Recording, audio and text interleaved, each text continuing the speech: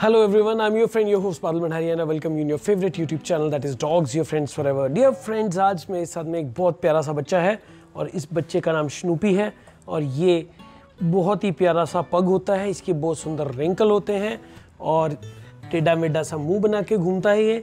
इन सब चीज़ों के अलावा जो इसके मम्मा और इसकी दीदी हैं वो मेरे पास में आए हैं इसकी ग्रूमिंग करवाने के लिए, बड़ी दूर से आए थे वो। और ये बहुत परेशान था। परेशान इसलिए था क्योंकि बहुत ज़्यादा एक्सेस में बाल झड़ रहे थे।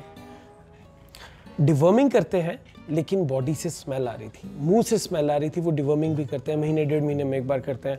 तो फिर मैंने उन्हें पूछा कि आप इसके फेस के रिंकल्स क्लीन करते हैं?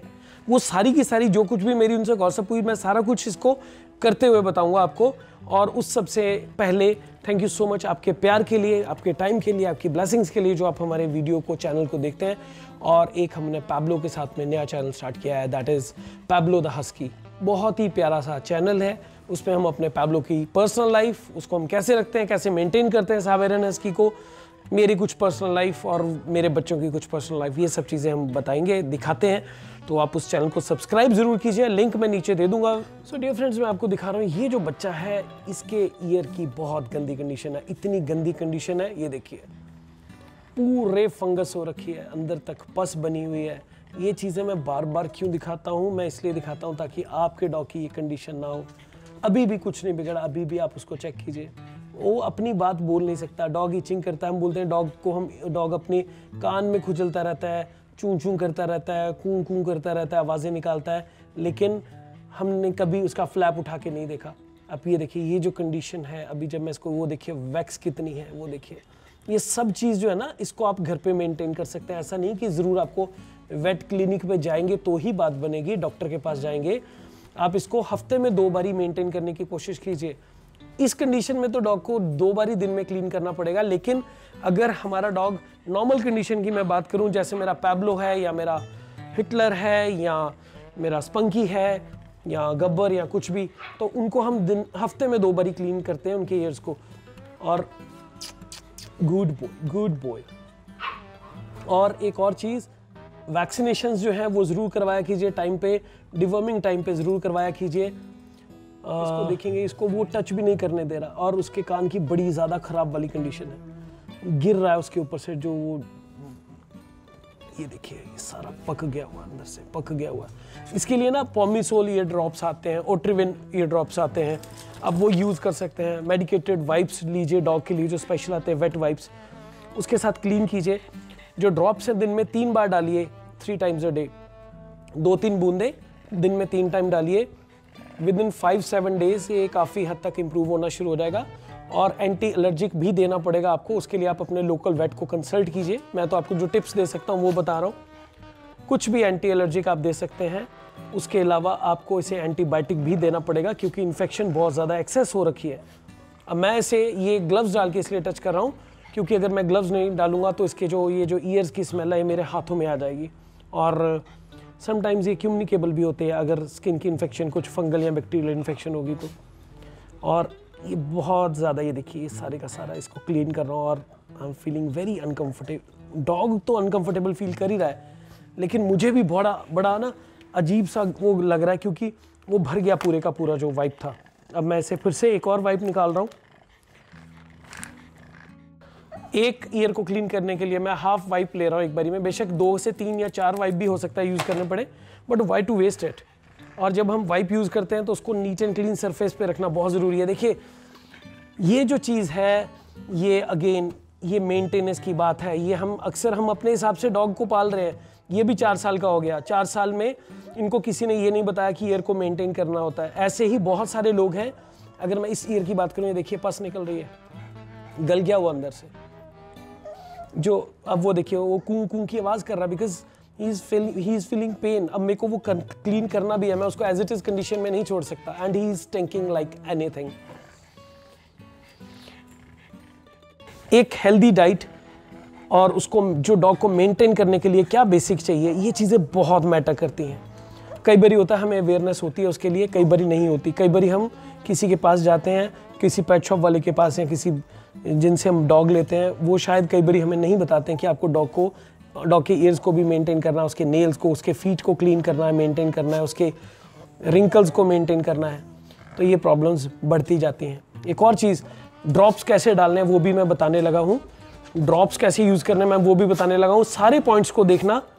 ये पॉमिसोल ईयर ड्रॉप्स हैं, इजीली मिल जाते हैं आपको, किसी भी अच्छे पेट स्टोर पे मिल जाएंगे, वेटनरी जहाँ पे मेडिसिन मिलती हैं वहाँ मिल जाएंगे। इसको हमने खोला, इसकी सील को निकाला, इसको ऊपर से टाइट किया, स्टेप वाइज सारा बता रहा हूँ क्योंकि ऊपर सुराख होता है, वो बंद होता है। हमने जब टाइट किया, ओवर टाइट किया तो वो होल बन गया। देन आप उसे चेक कीजिए, क्या वो ड्रॉप आ रहा है, ये आ गया, राइट। सो हमने जब इसके ईयर में डालना है, इसको हवा में रख के डालना है, 2 3 4 5 6 7 बूंद डाल दी एक कान में, डिपेंड करता है डॉग के ईयर की कंडीशन के हिसाब से। ये जो इन्फेक्शन है ये अंदर से बाहर को आ रही है, बाहर से अंदर को नहीं जा रही, तो आप सोचिए अंदर कितनी बुरी हालात होंगे।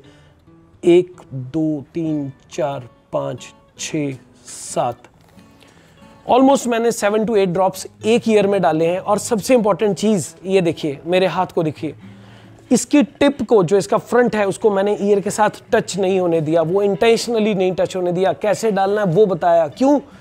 अगर इसकी टिप ईयर को टच हो जाएगी तो मेडिसिन इन्फेक्शन कैरी कर जाएगी, इसका रिजल्ट खत्म हो जाएगा।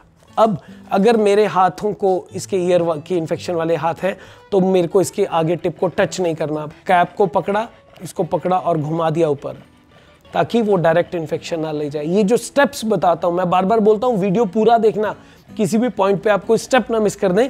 ये वो चीज़ें, ऐसे सुनना कि पॉमिसोल ईयर ड्रॉप्स डालने हैं वो एक बात है, कान साफ कैसे करने हैं वो दूसरी बात है, और ईयर ड्रॉप कितने ड्रॉप्स डालने हैं और कैसे डालने हैं, प्रिकॉशन क्या लेनी है, वो बहुत इंपॉर्टेंट है।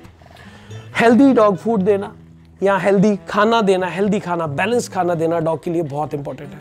अब ये जो बच्चा है, इस बच्चे को इन्होंने काफ़ी देर से कोई भी, मतलब उनको याद नहीं है कब से, उन्होंने उसे कोई हेल्थ टॉनिक नहीं दिया, ना कोई लिवर दिया है, ना कैल्शियम, ना मल्टीविटामिन, ना ओमेगा 3 6 9 कॉम्बिनेशन, और डॉग फूड वगैरह बड़ा ज़्यादा ही खाने में इंटरेस्टेड नहीं होते।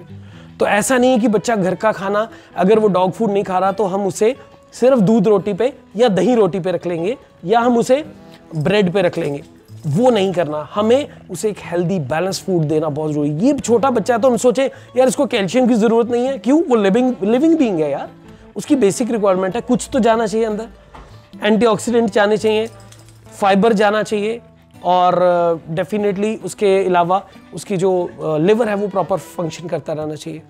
ये 4 इयर्स का बेबी है, जब ये मेरे पास लाए थे तब ये 8 इयर्स का लग रहा था। रीज़न, अपनी एज से ज़्यादा लग रहा था। Reason, is not having balance food. जो ऑनर है वो बड़े प्यार करते हैं, अपनी तरफ से बेस्ट देने की कोशिश करते हैं, लेकिन क्या वो उतना ही बेस्ट है? वो दे रहे हैं अपनी बैलेंस, अपनी नॉलेज के हिसाब से, एज पर देयर नॉलेज वो अपने हिसाब से बेस्ट दे रहे हैं। बट इस तरह की जो फैमिलीज हैं, जो पेट लवर हैं, जो चाहते हैं अपने डॉग को बेस्ट ऑफ द बेस्ट देना, लेकिन जितनी नॉलेज के हिसाब से उनको लगता है वो दे रहे हैं, तो उन लोगों के लिए of course I am always there. अगर आप मेरे से अपने डॉग के लिए कस्टमाइज्ड डाइट शेड्यूल लेना चाहते हैं, आपको नहीं पता, देखिए मेरे को कांटेक्ट करने की बात तब बनती है अगर आप करना चाहते हैं। अगर आप, क्योंकि कोई और नहीं आएगा, मैं भी आपके घर पे नहीं आऊँगा करने के लिए, करना आपको खुद पड़ेगा। कैसे करना है, क्या करना है, कैसे अपने डॉग को बैलेंस फिट रखना है, मेंटेन रखना है, वो बहुत इंपॉर्टेंट है। जो ये भाई साहब हैं, जो इसके ऑनर ने मुझे बताया, किसी डॉक्टर के पास वो गए थे, उन्होंने बोला शुरू के 3 साल लाइफ में वैक्सीनेशन करनी पड़ती है, उसके बाद में डॉग की कभी वैक्सीनेशन करने की ज़रूरत नहीं होती, जबकि ऐसा नहीं है। हर साल डॉग को वैक्सीनेशन चाहिए, एंटी रेबीज चाहिए, 9-in-1 चाहिए, कोरोना चाहिए, या 11-in-1 चाहिए, और 11-in-1 में लैप्टोस भी आ जाएंगे, कोरोना आ जाएगा, पार्वो, हेपेटाइटिस, पैराफ्लुएंजा, बहुत सारी चीज़ें।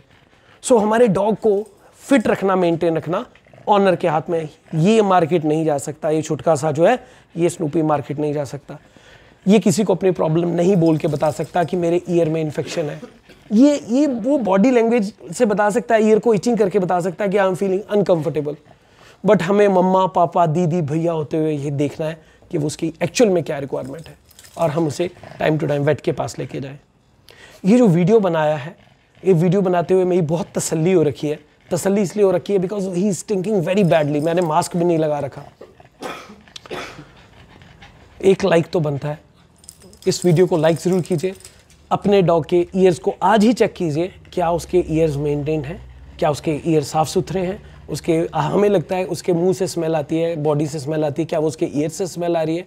टाइमली डिवॉर्मिंग कीजिए, टाइमली वैक्सीनेशन कीजिए और उसका एक हेल्दी सा शेड्यूल उसको दीजिए ताकि उसके बाल भी ना झड़े, growth, fitness, joints, nervine system, heart, सारा कुछ बढ़िया रहे। अगर ये वीडियो पसंद आया तो इसे लाइक कीजिए, चैनल को सब्सक्राइब नहीं किया हुआ तो सब्सक्राइब जरूर कीजिए और बहुत सारी ब्लेसिंग्स दीजिए मेरे इस छोटे से स्नूपी को, मुझे, और साइन दिया करेंगे मुझ पे, आप पे, इस स्नूपी पे, इसकी फैमिली पे, प्यारी सी पे, और आप सबके फर बेबीज पे, सारी दुनिया पे। Thank you so much, love you all, bye bye.